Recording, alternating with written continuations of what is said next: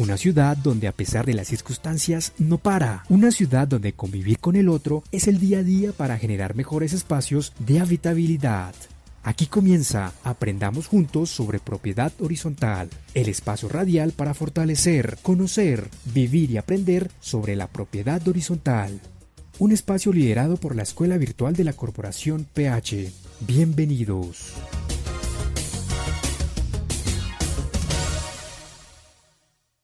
Hola a todos, estamos súper felices de esta segunda temporada de nuestros podcasts de la Escuela Virtual de la Propiedad Horizontal.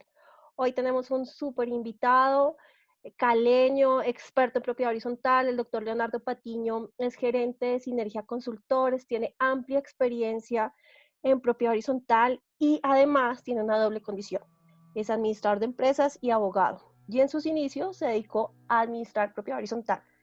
¿Quién más sino él para que nos hable sobre la vivencia que tiene un administrador y lo concatene con toda la experiencia que tiene como abogado? Entonces, súper bienvenido, doctor Leonardo. Un placer tenerlo en esta segunda temporada de podcast de la escuela. ¿Y qué tiene para contarnos hoy?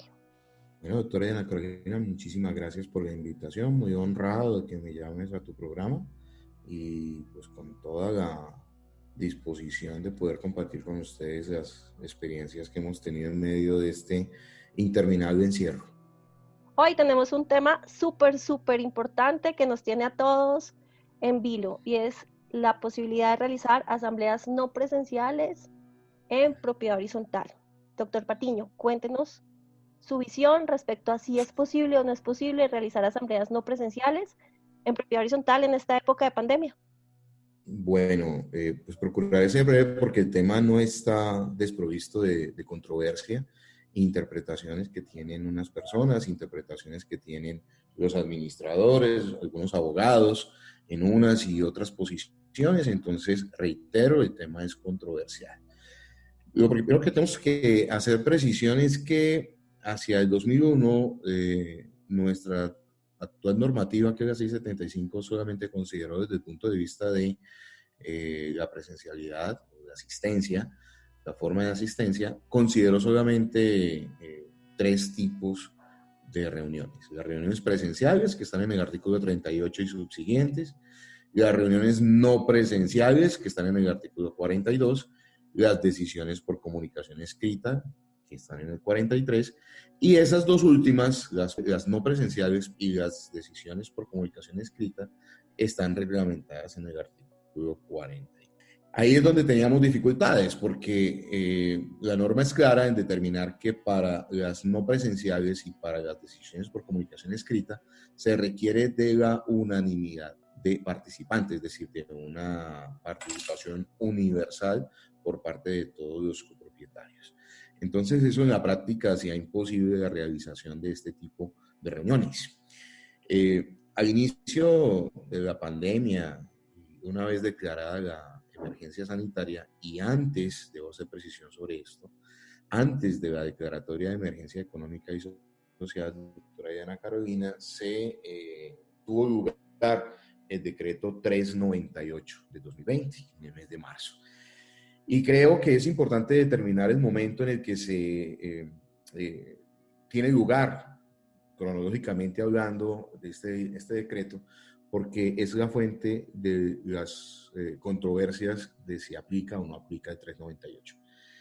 El 398 fue firmado, suscrito por todas las carteras del Ejecutivo, pero fue promulgado o impulsado por el Ministerio de Comercio, Industria y Turismo. Y ahí está el primer problema, porque hay algunos que afirman que no obstante haber estado firmado por todos, ese decreto solamente aplica para las entidades de tipo mercantil, para las sociedades comerciales. Sin embargo, miramos el artículo 3 de ese decreto y ahí dice, palabras más, palabras menos, que será aplicable para todo tipo de personas jurídicas y, subrayo de esta frase, sin excepción. Significa ello entonces que todas las personas jurídicas tendrían aplicación para realizar esas asambleas virtuales. Es decir, ese 398 crea una nueva forma de reunirnos y es la virtualidad. Me preguntarán entonces por qué no se consideró esa forma de reunirnos antes. Por una razón sencilla. En el 2001 la virtualidad no existía. y ha sido precisamente el avance tecnológico que nos permite plataformas como las que hoy nos llevan hasta sus casas, las que han marcado una nueva pauta y una nueva forma de hacer las cosas. Y no lo habíamos mirado con muchísimo detenimiento porque no habían sido tan necesarias como lo han sido en medio de esta pandemia. Entonces, como ahora la tecnología ya no es enemiga, sino que es herramienta de trabajo y es mecanismo de solución para acercarnos sin estar presencialmente ahí, entonces comenzamos a utilizar las asambleas virtuales, que, reitero, están determinadas en el 398. Hasta ahí creo que el tema era muy claro. El 398 crea una nueva forma, sin embargo, viene el nefasto, y quiero volver a resaltar esta frase, completamente inadecuado decreto 579, que más que aportarle a la propiedad horizontal le hizo un daño enorme, y tiene lugar entonces unas nuevas disposiciones dentro de las cuales se determina que se podrán realizar asambleas ordinarias, recalco, asambleas ordinarias virtuales, hasta el 30 de junio, desde el 15 de abril hasta el 30 de junio, que es la vigencia de ese decreto. Algunos han interpretado entonces que como las virtuales ordinarias dice 579 en propiedad horizontal solamente tendrán lugar hasta el 30 de junio, entonces ya estamos imposibilitados de hacer asambleas virtuales después de esto. Entonces, doctor Patiño, desde su perspectiva, ¿el decreto 398 se aplica a propiedad horizontal? Para mí no tiene ninguna duda, doctora Diana Carolina. O sea, el decreto 398 en su artículo 3º, reitero, dice que se aplica para todo tipo de personas jurídicas. La propiedad horizontal es una persona jurídica, por lo tanto, es perfectamente aplicable a la propiedad horizontal. La discusión se ha zanjado a través de algunos abogados que tienen que ver con el tema de propiedad horizontal, que tienen una exótica posición, indicando que no hay posibilidad de realizar asambleas virtuales después del 30 de junio. Una interpretación, digamos, un poquito sesgada del alcance o de la jerarquía de normas. ¿Qué tiene, ¿y eso qué tiene que ver? ¿Eso en español qué significa? Hay algunos abogados que dicen que como no es un decreto legislativo, decía al principio que ese decreto tiene lugar antes de la declaratoria de emergencia económica, pero después de la declaratoria de emergencia sanitaria, por lo tanto no es un decreto legislativo, no tiene no tiene alcances para modificar la ley. Y en eso diríamos que estamos de acuerdo. En lo que no estamos de acuerdo es que, digamos que podamos afirmar que el decreto 398 pretende modificar la norma. No creo que ese sea el afán normativo del decreto 398. El objetivo de ese decreto no es modificar, sino más bien complementar. Y decía anteriormente que pues, la virtualidad no existía en el año 2001. Y este decreto nos abre esa puerta tanto para las entidades de tipo societario, mercantil, entidades sin ánimo de lucro, dentro de los cuales podemos encontrar la propiedad horizontal.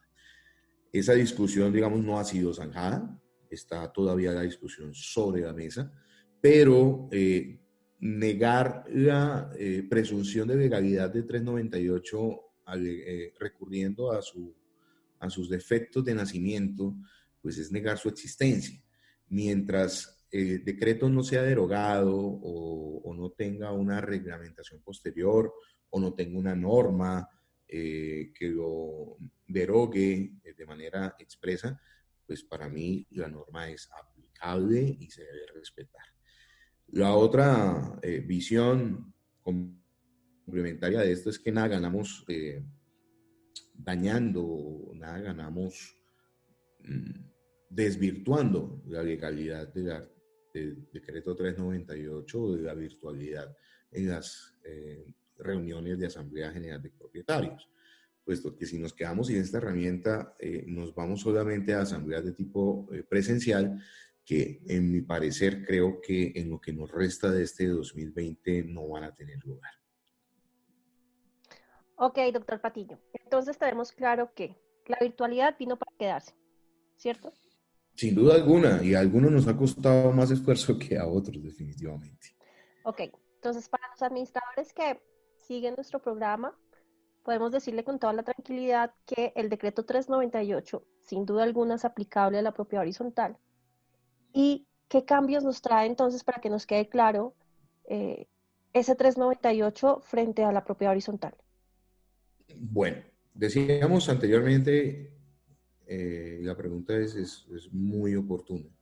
Decíamos anteriormente que no existía virtualidad, que este decreto nos abre esa puerta y que las puertas que existían en la 675 eran presenciales, no presenciales y por comunicación escrita, y que estas dos demandaban la participación del 100% de todos los propietarios, lo que las hacía en la práctica imposible de realizar. Lo bondadoso del 398 no es solamente que abra la posibilidad a las asambleas virtuales, sino que reglamenta de una forma diferente la asistencia, la participación y la validez de las decisiones. ¿Y cómo lo hace? Dice que lo que en estatuto, lo que estatutaria o legalmente exista para las asambleas presenciales, se tendrá como norma para las virtuales. Y eso es un avance importantísimo, porque entonces me aleja la barrera del 100% de los propietarios y ya podremos entonces en asambleas virtuales debatir, discutir y decidir con una mayoría simple. Es importante aclarar que las decisiones que requieran mayoría calificada no tienen posibilidad de ser decididas mediante estos mecanismos. Entonces, doctor Patiño, podemos decir entonces 3 tips para nuestros administradores. El primero, el quórum que se va a tomar en asamblea no presencial a partir de 398 es el contenido en el artículo 45 de la ley 675, es decir, igual al que se requiere para las asambleas de tipo presencial, ¿cierto? Cierto, sí, doctora, estamos de acuerdo. Segundo, es importante que nuestros administradores tengan claro que en virtud del artículo 39 de la ley 675, en las reuniones no presenciales o virtuales, como lo denomina el decreto, se hace necesario insertar el orden del día y no se podrán tomar decisiones que no estén en ese orden del día que se adjunta con la convocatoria. Correcto, conforme al parágrafo del mismo artículo 39, como usted lo anota. ¿Ok? El tercer tip que tenemos que dejar súper claro. Hay que recordarle a los administradores que en este tipo de reuniones, en virtud del artículo 46, no se pueden tomar decisiones de mayoría calificada. Sí, es una limitación expresa que hace la norma y hay que seguirla. O sea, todas las decisiones que estén contenidas en el artículo 46, como reforma de reglamento de propiedad horizontal, como un proceso de desafectación de un bien común y afectación a los bienes, afectación importante en bienes comunes de tipo general, solamente por citar algunos ejemplos, pues no podrán tomarse en este tipo de convocatorias. Ok, nos vamos con esta última pregunta, doctor Patiño. ¿Cabe segunda convocatoria en este tipo de reuniones?